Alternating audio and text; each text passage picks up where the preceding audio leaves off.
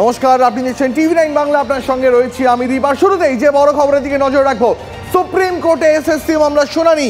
অবৈধ নিয়োগ হয়েছে, সুপ্রিম কোর্টে কার্যত মেনে নিল স্কুল সার্ভিস কমিশন। প্রায় 19,000 বৈধ নিয়োগ, প্রায় 7,000 নিয়োগ অবৈধ। সুপ্রিম কোর্টে কার্যত মানল স্কুল সার্ভিস কমিশন।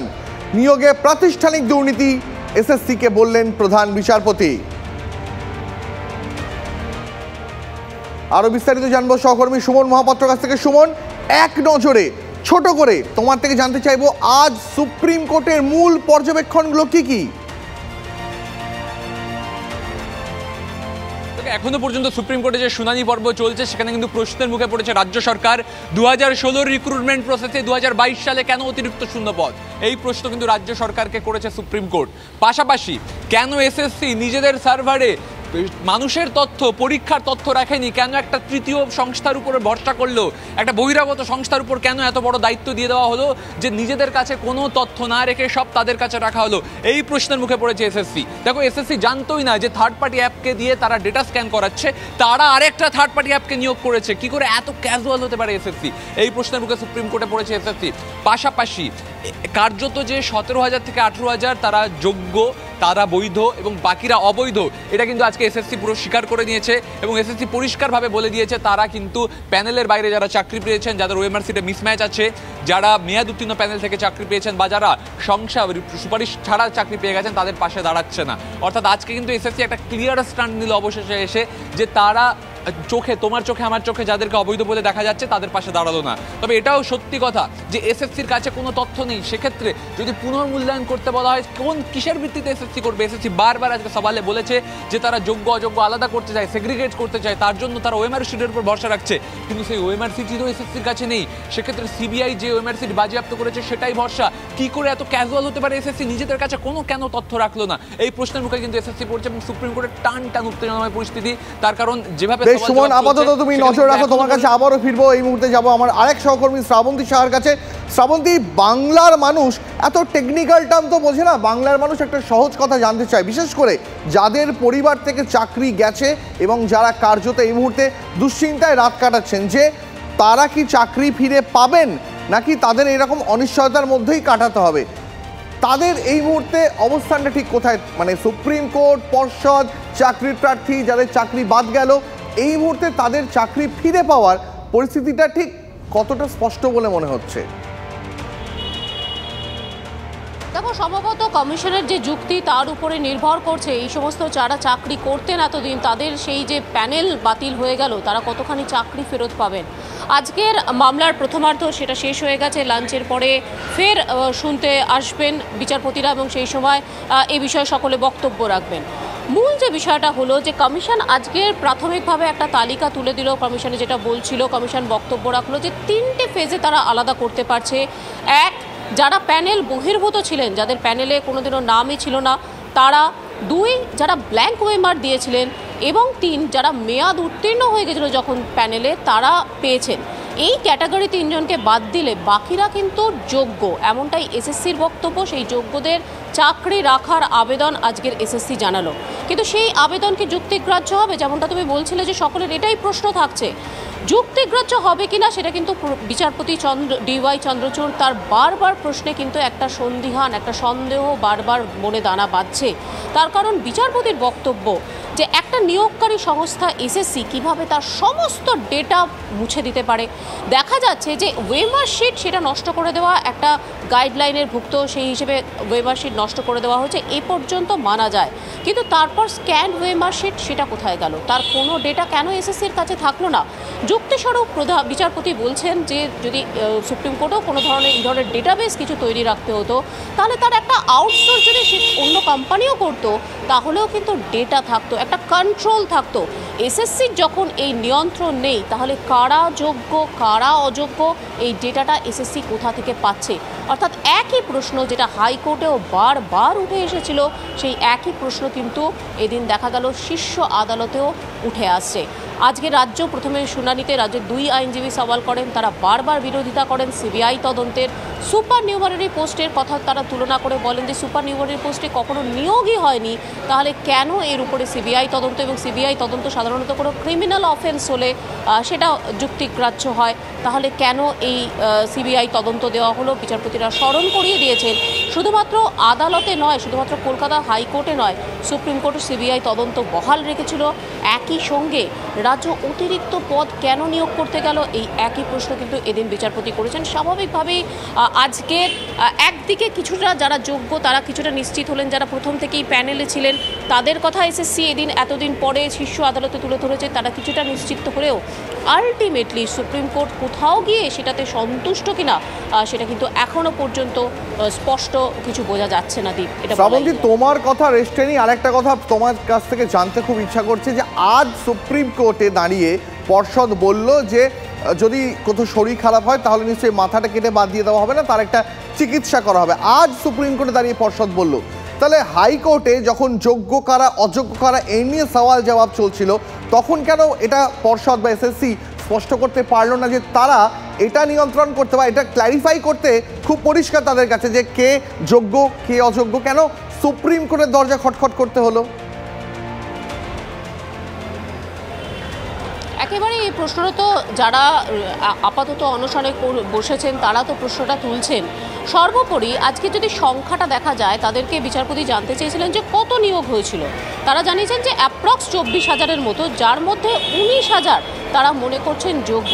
এই 19,000 সংখ্যাটা এত দিন কেন সময় লাগলো? কেন যারা এতদিন ধরে চাকরি করছিলেন, আজকের এসএসসির পক্ষ থেকে এটা বলা হয়েছে যে যারা চাকরি করছিলেন তারা কেন বেতন ফেরত দেবেন, বা এতদিন ধরে চাকরি করছিলেন তাদেরকে কেন যোগ্যতা প্রমাণ করতে হবে?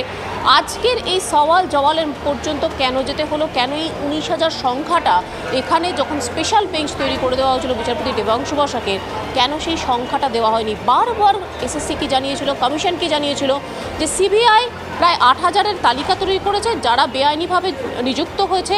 সেই তালিকাতে যদি আদালত নির্দেশ দেয় তাহলে তারা সেখান থেকে কাট অফ করে দিতে পারে, তাদেরকে নিয়োগ থেকে বাতিল করে দেওয়া হতে পারে। কিন্তু এসএসসির কাছে কোনো যুক্তি নেই, কোনো এসএসসির কাছে কোনো তালিকা নেই। আজকের কোথাও গিয়ে এসএসসি এই বক্তব্যে নিজের উপরেই সমস্যা বাড়িয়েছে। এই প্রশ্নগুলো বারবার প্রত্যেকটা জাজমেন্ট, এখানে বিভিন্ন আদালতের যে এজলাসগুলো পার হয়ে গেছে প্রত্যেকটা জাজমেন্ট এখানে পড়া হচ্ছে এবং সেখানে এই এসএসসির বক্তব্যগুলো উঠে আসছে। এবং তখন কিন্তু রীতিমতো এসএসসি প্রশ্নের মুখে বারবার বিচারপতিরা জানতে চাইছেন কেন স্ক্যান্ড যে ডেটা সেটা এসএসসি নিজে নেই, অর্থাৎ কার উপরে এসএসসি ভরসা করবে? যে বেসরকারি আরেকটি যে সংস্থা যাকে আউটসোর্স করা হয়েছিল তার উপরে কি এসএসসি ভরসা করবে? গোটাটাই কি নাই স্যার কাজ? দায়িত্ববান অর্গানাইজেশন যখন নিজে কাউকে নিয়োগ করছে কেন তার কাছে নিজস্ব ডেটা থাকবে না? আলটিমেটলি যদি এই প্রশ্নের জবাব না দিতে পারে, সন্তুষ্ট না হতে পারে শীর্ষ আদালত, তাহলে কিন্তু আবারও কোথাও গিয়ে এই যারা চাকরির জন্য বসে আছেন তাদের কিন্তু চাকরিটা প্রশ্নের মুখে নিশ্চিতভাবে পড়তে পারে বলে অনেকেই মনে করছে। শ্রাবন্তী, আমাদের সঙ্গে থাকো, তোমার কাছে আবার ফিরবো। এই মুহূর্তে আমার আরেক সহকর্মী সোমা রয়েছেন ধর্মতলায়, যেখানে যারা যোগ্য চাকরির প্রার্থী অথচ তারা চাকরি হারিয়েছেন বলে তারা অনশনে বসেছেন, তাদের কাছে তাদের সঙ্গে রয়েছেন সোমা। সোমা, এসএসসিতে মানে এসএসসি আজকে সুপ্রিম কোর্টে গিয়ে অন্তত এইটা পরিষ্কার করতে পারলো যে আমরা যোগ্যদের পাশে আছি। এই আশ্বাসে বা এসএসসির এই সওয়ালে যারা এখন ধর্নায় বসে রয়েছেন, অনশনে বসে রয়েছেন, তারা কি সন্তুষ্ট? দেখো, এসএসসি বলছে ঠিকই যে তারা যারা যোগ্য রয়েছেন অর্থাৎ যারা চাকরি হারিয়েছেন শিক্ষক শিক্ষাকর্মীরা তাদের পাশে রয়েছেন। কিন্তু প্রশ্ন একটাই, যে প্রশ্ন হলো ওএমআর শিট যেটা তার স্ক্যান কপি নেই কেন? আমি সরাসরি কথা বলে নেব এখানে যারা অনশন করছেন শিক্ষক শিক্ষিকারা রয়েছে। এসএসসি আজকে বলেছে যে যারা যোগ্য শিক্ষক শিক্ষাকর্মীরা রয়েছেন তাদের পাশে রয়েছেন, কিন্তু সুপ্রিম কোর্ট কি তাতে সন্তুষ্ট হবে যদি বৈধ তালিকা তুলে না দিতে পারে? আপনাদের যে চাকরি সেটা কি প্রশ্নের মুখে নয়? দেখুন, চাকরি তো প্রশ্নের মুখে অলরেডি পড়েই গেছে, এটা নিয়ে আর কিছু বলার নেই। কিন্তু এই যে এসএসসি বলেছে মুখে, তাদের মুখের কথা তো একটু ভরসা করতে একটু ভয়ই লাগে। আর এসএসসি বৈধ তালিকা তুলে না দেওয়ার আমার কি কারণটা আমি বুঝতে পারছি না। তাদের কাছে ওএমআর এর স্ক্যান কপি আছে, আমাদের এটা বিশ্বাস, এবং তার বৈধ প্রমাণও আমরা পেয়েছি যে 2019 সাল কি এরকম নাগাদ কিছু শিক্ষক আরটিআই করেছিলেন নিজেদের স্কোর জানার জন্য। তারা সেই আরটিআই প্রসঙ্গে নিজেদের ওএমআর শিট এসএসসির কাছ থেকে পেয়েছিলেন। তাহলে তাহলে তাহলে কি করে তারা বলছেন যে নাই? আর একটা এত গুরুত্বপূর্ণ এত বড় একটা পরীক্ষা, গুরুত্বপূর্ণ পরীক্ষা, একটা স্কুল সার্ভিস কমিশনের পরীক্ষা একটা ছোট পরীক্ষা নয়, লক্ষ লক্ষ পরীক্ষার্থী পরীক্ষা দেয়। তার আমি মেনে নিলাম যে একটা তারা নির্দিষ্ট সময়সীমা, যে সেটাও অবৈধ। 1 বছর পর কোনো হার্ড কপি নষ্ট করে দেওয়ার বিধি ছিল না, এটা তারা একটা যুক্তি করেছেন, হার্ড কপিগুলো নষ্ট করে দিয়েছেন, ঠিক আছে, কিন্তু তার সফট কপি অর্থাৎ যে স্ক্যান্ড ওএমআর এর স্ক্যান্ড কপি কেন থাকবে না? এটা প্রশ্ন তুলছেন শিক্ষক শিক্ষিকারা যারা এখানে অনশনে রয়েছেন। তারা কিন্তু বলছেন এসএসসির কাছে কেন এই যে স্ক্যান কপি, সেই কপি থাকবে না। তারা কি বলছেন? বলছে এসএসসির কাছে রয়েছেন এবং সেটা কিন্তু তারা মনে করছেন, তাহলে কেন এসএসসি দিচ্ছে না? এসএসসি দিচ্ছে না কেন? এ রাজ্যের মুখ্যমন্ত্রী, তার ক্যাবিনেট এবং এসএসসি এই যে দুর্নীতি করে যারা চাকরিটা কিনেছে, নেতামন্ত্রীদের ঘুষ দিয়ে যারা চাকরিটা কিনেছে আর কি, তাদেরকে আড়াল করার জন্যই মানে আমাদেরকে বলি চড়িয়েছে। সেই জন্যই এসএসসি এত গড়িমসি করছে। আমাদের ধারণা সুপ্রিম কোর্টে এসএসসি এই দুর্নীতি আটকাতে পারবে না। আমরা অবিলম্বে আমাদের পুনর্বহালের ব্যবস্থা করুক এসএসসি। আপনি যোগ্য অযোগ্যদের লিস্ট প্রকাশ করুন, আর গড়িমসি করে পার পাবে না, আমাদের ধারণা এটা। এই যে একটা অতিরিক্ত পদ ক্রিয়েট করা হয়েছিল, সেটা নিয়েও কিন্তু প্রশ্নের মুখে পড়েছে। হ্যাঁ, এই সুপার নিউমেরারি পোস্ট, এটা তো হাইকোর্ট বলেছে এটা সম্পূর্ণ অবৈধ।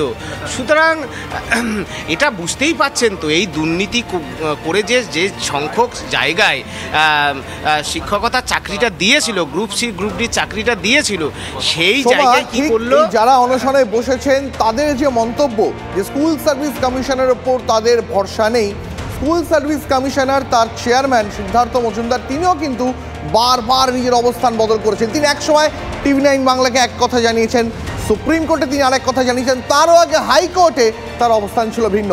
TV9 বাংলা কিন্তু নজর রেখেছে স্কুল সার্ভিস কমিশনের প্রতিটি পদক্ষেপের উপর। কি বলেছেন চেয়ারম্যান, একের পর এক পরস্পর বিরোধী মন্তব্য শোনাবো।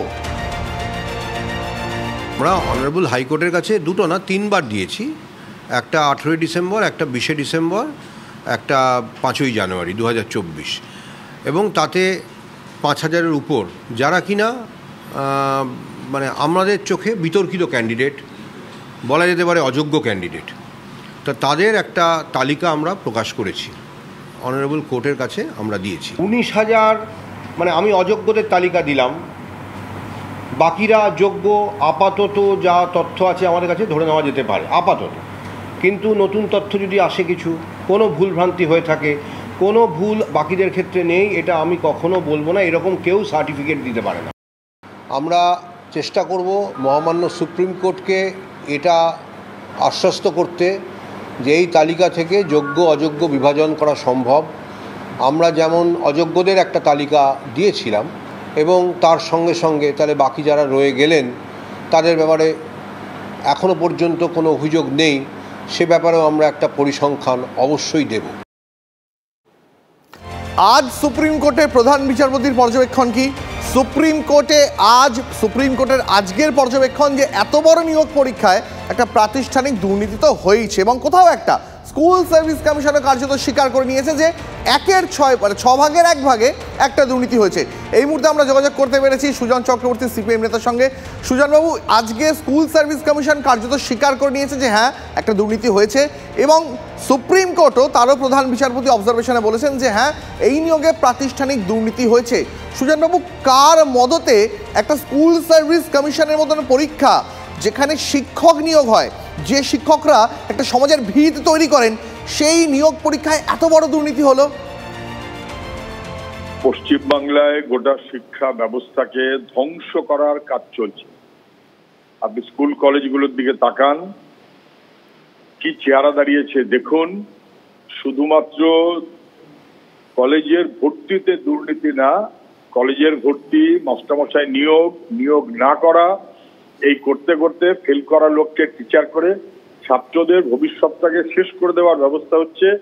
পশ্চিমবাংলার ছেলেমেয়েরা কলেজের পড়ার জন্য ভিন রাজ্যে চলে যেতে বাধ্য হচ্ছে, এই অপরাধ রাজ্য সরকারের। আজকে সুপ্রিম কোর্ট স্কুল সার্ভিস কমিশনকে যথেচ্ছভাবে সমালোচনা করেছে।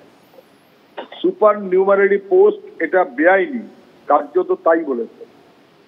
এতদিন ধরে স্কুল সার্ভিস কমিশন কেন ভাগ করতে পারবে না বললো, এখন হঠাৎ ভাগ করতে বললো, এটা কতটা যুক্তিসঙ্গত এবং কতটা গ্রহণযোগ্য তাই নিয়ে সন্দেহ পোষণ করেছে। এবং স্কুল সার্ভিস কমিশন আজকে একটা অ্যামাউন্ট অফ 7,000+ সেটা অবৈধ বলেছে, বাকিটা নিয়ে খুব কিছু বলতে পারেনি। কিন্তু বাকিটা যে যোগ্য এবং বৈধ এইটা স্কুল সার্ভিস কমিশনকে বলতে হবে, না বললে ছেলে মেয়েদের ভবিষ্যৎটা বিপন্ন হচ্ছে।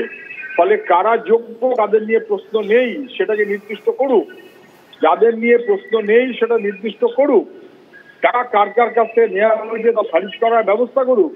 স্কুল সার্ভিস কমিশন এবং রাজ্য সরকার দুয়ে মিলিয়ে দুর্নীতি এত ভয়াবহ করেছে যে সুপ্রিম কোর্টে ধরা পড়ে গেছে।